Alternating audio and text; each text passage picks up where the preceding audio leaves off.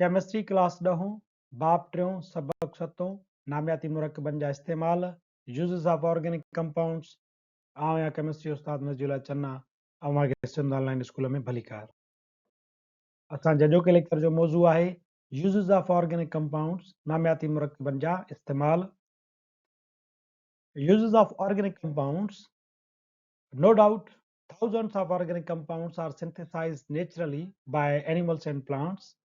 इन ॻाल्हि में को बि शक कोन्हे को त हज़ारे नामियाती मुरकब ॿूटनि ऐं जानवरनि जे जिस्मनि में फितरी तौर ते तयारु थियनि था पिया. But millions of organic compounds are being prepared in the laboratories by the chemists. पर हाणे हज़ारे लखे नामियाती मुरकब कीमियादारनि जे हथां लेबोरेटरियुनि जे अंदरि तयारु थियनि था. These compounds are part of everything. इहे मुरकब असांजी ज़िंदगीअ जे अहम हिस्सनि में शामिल आहिनि. From food we eat to the various atoms we use in daily life to fulfill our needs. इन्हनि नामियाती मुरकबनि जो शुमार खाधे खां वींदे हर उन शइ ताईं आहे जेका असां पंहिंजी रोज़मर्रा ज़िंदगी में ज़रूरतुनि जे पूरा लाइ इस्तेमालु कयूं था. मिसाल जे तौर ते कागज़ नामियाती मुरकबनि मंझां तयारु थियनि था, जीअं सेल्यूलोज़ हिकु नामियाती मुरकब आहे जंहिंमां पेपर तयारु थींदो आहे. नेल पॉलिश नामियाती मुरकबनि मंझां तयारु थियनि थियूं. वैक्स नामियाती मुरकबनि मंझां तयारु थींदी आहे. फैब्रिक कपिड़े वग़ैरह जो जेको शीटूं आहिनि, चादर आहे, उहे पिणु असांजो नामियाती मुरकबनि मंझां तयारु थियनि थियूं. त साबुण ऐं गैसोलीन पिणु नामियाती मुरकबनि जा मिसाल आहिनि. सभ खां पहिरियों इस्तेमालु आहे नामियाती मुरकबनि जो यूज़ेस एज़ फूड. नामियाती मुरकबनि जो खाधे तौर ते इस्तेमालु. The food we eat daily, such as milk, eggs, meat, vegetables, etc., contain carbohydrates, proteins, fats, vitamins, etc., etc., are all organic stuff. असां खीर पीऊं था, अंडा खाऊं था, गोश्त वापरायूं था या सब्जियूं खाऊं था, इन्हनि सभिनी शयुनि मंझि कार्बोहाइड्रेट्स, प्रोटीन्स, फैट्स ऐं विटामिन्स मौजूदु हूंदियूं आहिनि. ऐं तव्हांखे मालूम आहे त विटामिन्स, फैट्स, प्रोटीन्स, कार्बोहाइड्रेट्स सभई नामियाती मुरकबनि जा मिसाल आहिनि. नंबर ॿियों इस्तेमालु आहे ऑर्गेनिक कंपाउंड्स जो यूज़ेस एज़ क्लॉथिंग. कपिड़े जे तौर ते नामियाती मुरकबनि जो इस्तेमालु. All types of clothing we wear, we use as bed sheets, etc., are made up of natural fibers, cotton, silk, and wool, etc., and synthetic fibers, nylon, dacron, and acrylic, etc. All these are organic compounds. असीं जेको बि कपिड़ो इस्तेमालु कयूं था, असां जेको कपिड़ो पायूं था या जेकी बेडशीट्स आहिनि, उहे या त कुदरती धागनि मंझां ठहियल आहिनि ऐं उहे कुदरती धागा कप, सिल्क या उन, वूल मां ठहंदा आहिनि. जॾहिं त वरी जेकी कपिड़ा आहिनि या बेडशीट्स आहिनि या जेकी चादरूं आहिनि, उहे सिंथेटिक फाइबर्स मंझां पिणु तयारु थींदियूं आहिनि. हथरादू या मसनूई धागे मां उन में नायलॉन, डेक्रोन ऐं एक्राइलिक वग़ैरह अची वञनि था. हथरादू ऑर्गेनिक कंपाउंड्स, हथरादू मसनूई धागा हुजनि या कुदरती फितरी धागा हुजनि, इहे सभई ऑर्गेनिक कंपाउंड्स जो मिसाल आहिनि.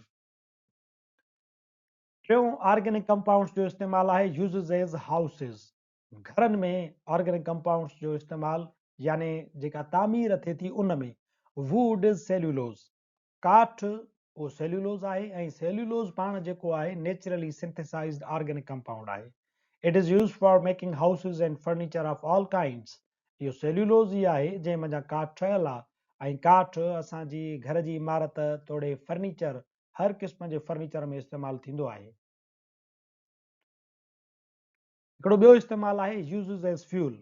तमामु घणो मशहूरु नामियाती मुरकबनि जो इस्तेमालु आहे फ्यूल तौर ते. हूअं बि जेकॾहिं ऑर्गेनिक कंपाउंड्स जो नालो खणिजे त तव्हांखे पेट्रोल, गासलेट, डीज़ल, फ्यूल ऑयल, LPG ऐं कुदरती गैस बि तव्हांजे ज़हन में अची वेंदी. इहे समूरा जेके मिसाल आहिनि उहे ॿारण या फ्यूल जा मिसाल आहिनि जेके असां रोज़मर्रा जी ज़िंदगी में इस्तेमालु कंदा आहियूं.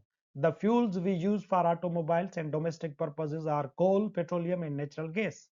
ऑटोमोबाइल्स में, गाॾियुनि में या डोमेस्टिक पर्पज़ लाइ, घरेलू कम जे लाइ बि जेको असां ॿारण इस्तेमालु कंदा आहियूं उन में कोयलो अची वञे थो, पेट्रोलियम अची वञे थो ऐं नेचुरल गैस, कुदरती गैस अची वञे थी. These are called fossil fuels. असां इन्हनि खे पंड पाण फ्यूल्स चऊं था. All of these are organic compounds. इहे समूरा फ्यूल जा जेके बि क़िस्म आहिनि उहे सभई नामियाती मुरकब ई आहिनि.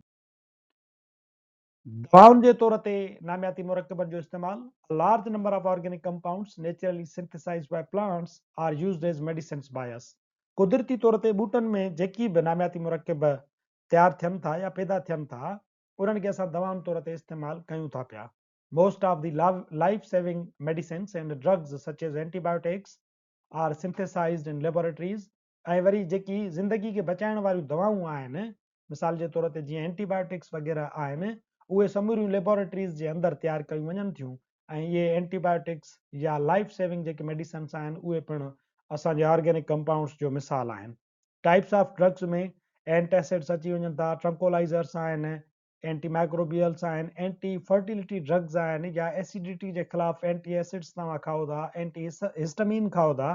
इहे सभु जो सभु दवाऊं तव्हांखे ऑर्गेनिक कंपाउंड्स मंझां ई तयारु थी मिलंदियूं आहिनि।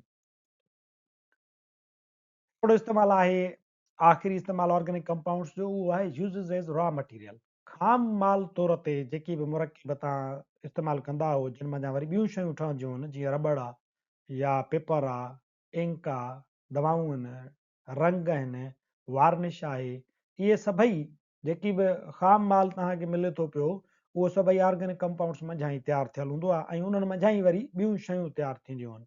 हाणे मिसाल जे तौर ते जेको रबड़ आहे उहो पाण कार्बन ब्लैक मंझां तयारु थींदो आहे ऐं तव्हांजे जेके पेपर आहिनि उहे सेल्यूलोज़ मंझां तयारु थींदा आहिनि।